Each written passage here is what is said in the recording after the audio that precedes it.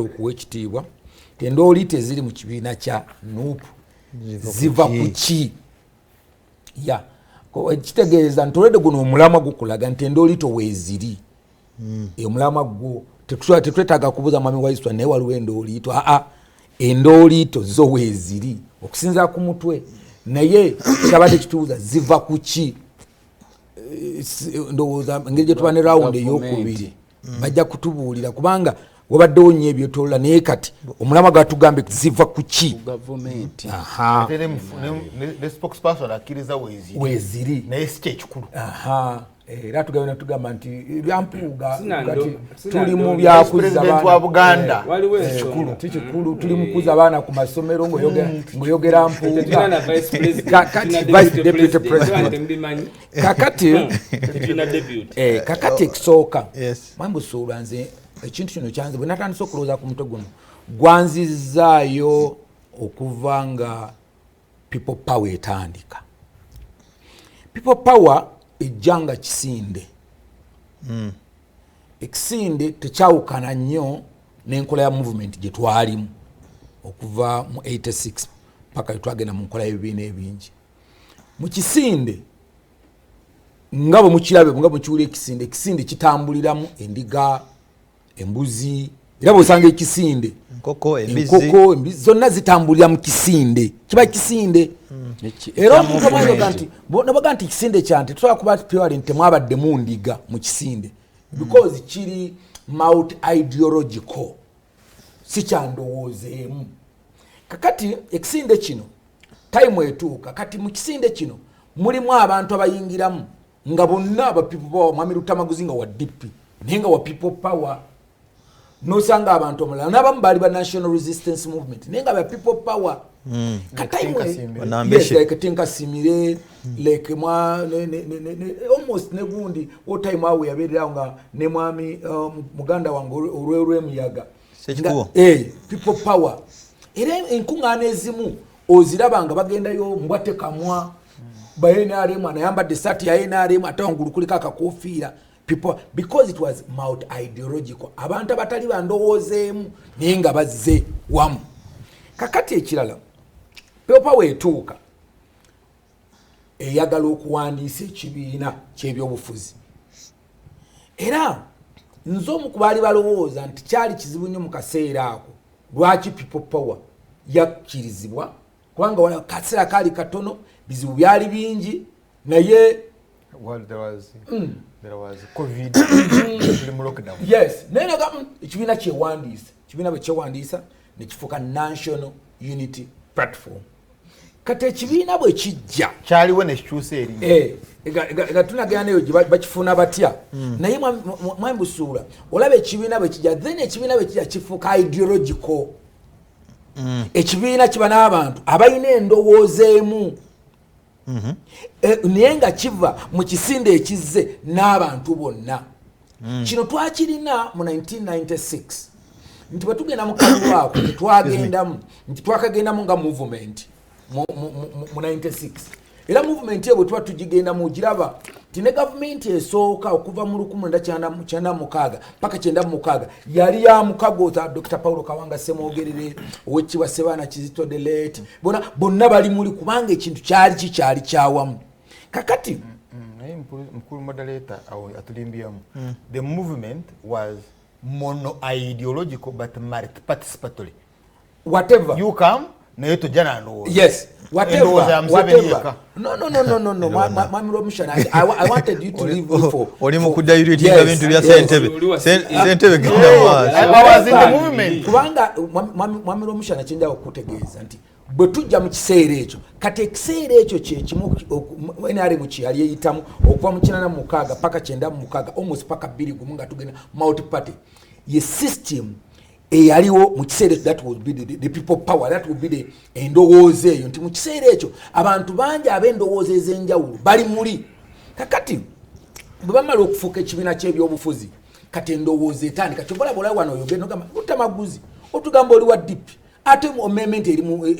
NUP kati Lutamaguzi musajja wattu yasigala mu kiri ekyasooka but is in DP ekisooka Lutamaguzi yakkirizibwa okubanga ali mu DP ate nasigala nga akiriza Popa, because Popa then was about ideological kisindi ngabantu banje alright. Kakati what kiche kireta kino ekireta kino batabudde nga bolabe chupa ya amazzi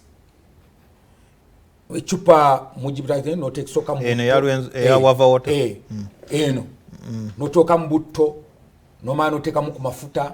no mala mafuta no teka mu toja kuteka mu matakwa matagajja kutuka no leta nemwanyi terimba no yiwamu ogezaako ne bagaba mafuta guka okujinyenya okulaba kanti amazzi gano n'amazzi bikwatagana era omuntu asooka okubira agenda okulanga biringa ebifuusa amata naye bw'ogizaawo omwana wange netuula bweti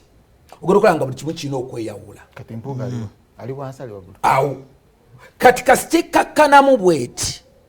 otandika okulaba nga agaali amafuta ogalaba we gali agaali amazzi ogalaba we gali because kiba tekikyali kiri kati kiri kye twalimu ekiri ekyawamu tekigenda mu cupa eri ebeera baafu ngeri ogalaba gange era nendowoozeeyo ng'ogimanyi nze nali mu parliament ey'omusanvu by that time twali under movement system ojja kubuula naye ajja wa UPC ngeri tukimanyi wa UPC owekibwa Agrawori Nobert Mao wa DP Kasiano wa DP they were all naye nga tumanyiganyinga ne of course nze nebo twalinga tutula mu parliament nga tebiri mu namino mbusaidi eno ya NRM eno tutula butuzi josanga ekifo kyotula kati national unity platform awo wetwali webadde ino kuba kati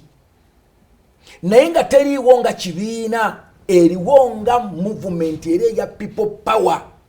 kati wemala okujja nemala okufuuka ekibiina kala z'abantu zennyini zivaayo era kyova olaba nti ojja kusanga abantu nga bamwami Kagabo ojja kusanga abantu nga Mwamami Lwanga n'abalala bakyali bangi abaliyo betumanyi obulungi ng'ekyabatwalayo of course bagendayo okusooka olw'endowooza era lowooza nti tuli mu kisinde kati bano balowooza nti kati bakwatira tugende bwe kati batumala okufuuka ekibiina kala zino so number 1 kyeza okugamba nti ekiva ku kino kyava mu musingi ogwazimbirwako ekintu batuuka okwagala okuwandiisa ekibiina Mwami Busuulwa nga tebalina ne constitution nga bafuna ekibiina kya Mwami Kibalama bakireeta kye batalinaako musingi gwonna okutali musango bafuna ekibiina nga balina okukifuula kye baagala ng'omuntu bw'anajja ku kyawo n'agamba tubali tuzze kwanjula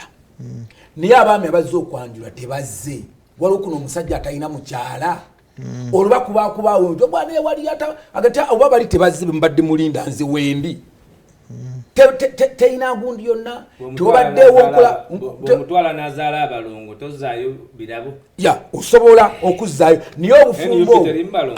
obufumbo obwo buyinza okugaana mwa mufumbiro kubanga obufumbo obwo kati bwagaanyi kyenkugamba abalongo bakoze bwatuuse kudala eri okugaana bulina buzibu tebunakola pusinga what is happening today kyotannalabako kubanga bino bitwogerako you can't belong to two parties but he's the president of the party he's the president of the party ekibiina gye ekiri PDP takiwandukulanga he's the presidential general of that party kankubuuza ekibuuzo kakati kamala okumaliza kwange ojja kufuna time ogifukomyo kakati anti tujja nze kyenjagala okutegeeza nti bano okubanga ennyumba tosobola kugamba nti wazimba ennyumba bannange nkomereddeko kati amabaati gagegi 30 ngati naye nga gye nalabe Busuulwa nga yateekako mabaati nange mu kiseera kino kati nga yateekako mategula naye kati njagala mategula bw'obanga oli wakuzimba nyumba ya mategula etandikira mu musingi omusingi gwa national unity platform tegusobola kubeezaawo mount ideological.